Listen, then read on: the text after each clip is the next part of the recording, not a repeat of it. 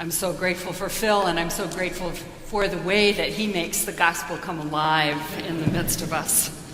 We conclude this amazing season of light. That's what Epiphany is, the season of light, with this story of the transfiguration. Most likely the mountain that Jesus was on is Mount Tabor, which is just south of Nazareth. Jesus goes up the mountain, as Phil has said, with 3 of his best friends, and he encounters there, once he gets up, more friends, but these are saints from the other side, Moses and Elijah.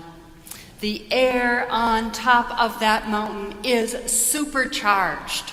It's actually crackling with spirit and intensity.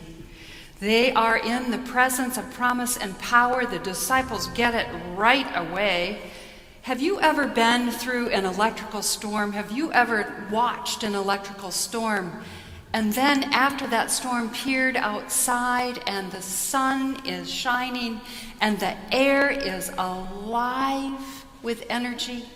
And it's as if the memory of light is still there, but the crispness and the shock of that light is gone. I think that's what this must have felt like. There's awe and wonder, and a little bit of fear hangs over this experience. The sky is swirling with light and clouds, and Jesus is standing there in the center of it. And then we hear the echoes of baptism. This is my beloved. This is my beloved. I'm so pleased in my beloved. Will you listen? Will you listen to him? I think our tendency in modern religion is to try and tame religious experience. We want to compress it into something that we can control, something that is not quite so awesome as the story we heard this morning. Peter expresses our desire to control mystery and awe in his own wonderful, naive way, trying to institutionalize the moment. Lord, this was so amazing. Let's make a booth. Let's put everything together. Let's make what just happened permanent. Let's try to control religious experience. Peter is like all of us who want to put it all together, make it understandable, control our religious instinct by creating something permanent and lasting that we can manage. Something that says, we get it. We get the picture, and we know just what to do with us. We can handle our religion. We can handle our faith. But it is a fearful thing to fall into the hands of the living God. And that's exactly what happens to these 3 disciples. There is a God, I believe, who comes, who is able to sweep us up, who is able to create such a stir in us, in Jesus, that our faces shine and our bodies actually dazzle and radiate glory. There is such a thing as a divine being and a divine intention, far beyond us, up the mountain, even beyond the mountain, up into the heavens. Often this text in our religious faith is used to ask us to leave the mountain, but not to go higher, to go back down into the valley to serve, suggesting that we have highs in our religious and spiritual lives, times when we feel especially alive or happy or completed in some very important way. But remember, people, we always get to come down off the mountain where the real work begins. But I think this morning, reading this text, that something else could be happening for us. The story of the transfiguration of Jesus is about opening our eyes to glory, letting glory seep into our bodies, allowing it to make a difference in our lives, this experience of light, becoming willing then to stand in glory for a moment and see where glory might lead us. Desmond Tutu, the great South African Anglican priest, suggested once in a sermon that we are all agents of transfiguration. The transfiguration didn't just happen to Jesus. We are all agents in this life of transfiguration. And we are called to transform and change ourselves, our personal relationships, our communities, and the world, so that all may become more hospitable, more filled with joy, light, freedom, and peace. And Tutu believes that it is God's glory, not ours, that makes change so powerful in us and so powerful in the world, the glory of God. Have you been to a mountaintop? Have you been in the presence of the divine other? Is this an experience that you have had in your life? There are transfigurations around for all to see. A Berlin Wall falls down. Apartheid gives way to freedom and justice in South Africa. An Arab Spring breaks open the oppressive regimes of the Middle East. We've witnessed remarkable moments of transfiguration amid the struggles of the world, and we continue, if we open our eyes, to see how the glory of God changes everything, changes people each week. Transfiguring moments that took place this week. Let's see if you think there was a moment of transfiguration in these experiences.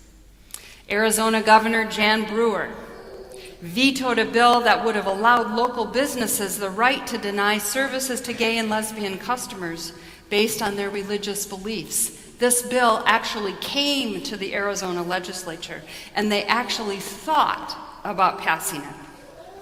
While being sympathetic to conservative business owners, Governor Brewer stated that the bill had the potential to divide Arizona in ways that no one could imagine or want. It was the right thing to do, to veto that bill, to pull it. And a little sign of glory burst forth in Arizona. Just last week, the Dalai Lama was here in Berkeley, but the Dalai Lama was also in Washington, D.C.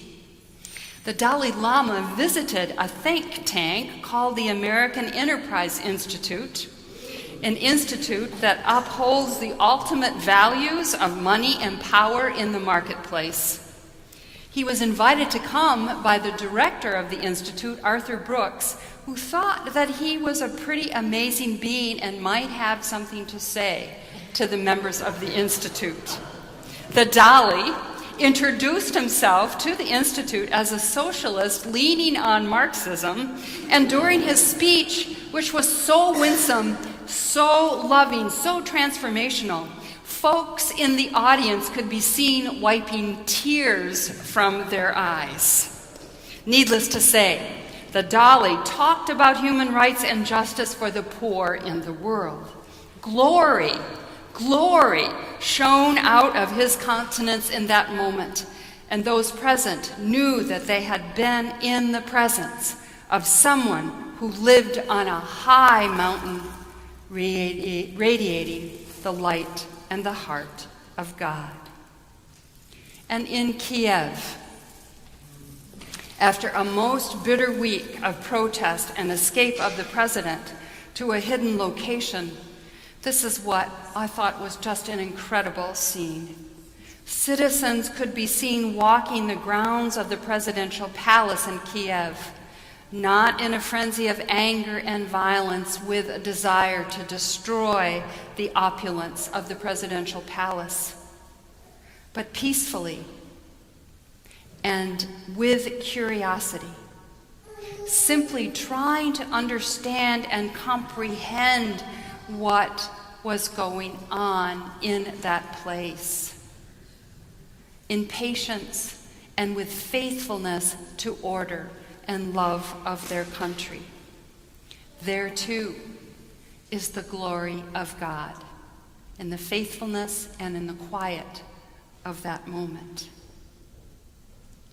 St. Augustine has written that the glory of God is simply this: the human being fully alive. The glory of God is the human being fully alive.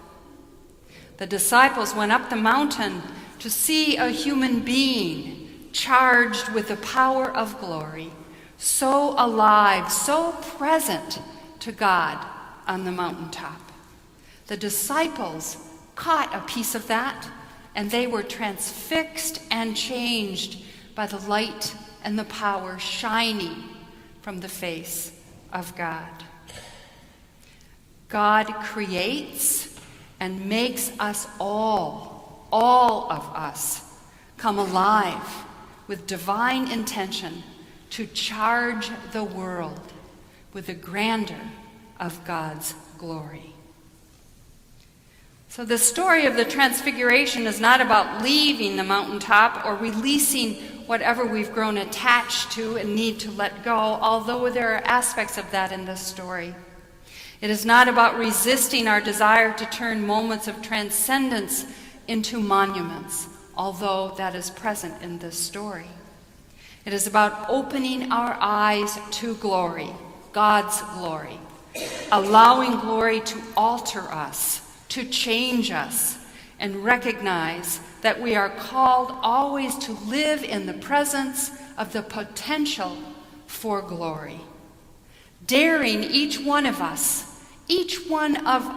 who are sitting in the pews so well behaved this morning, daring us to walk on the wild side and to let a little bit of God's love and God's light shine through us, to be willing to be transformed so that we might be transformational people. This is my son. This is my son, Glory says. Listen to him. Listen in your lives for the voice of God who calls all of us into love, into hospitality, into justice and freedom, into light, into peace and transformation. Amen.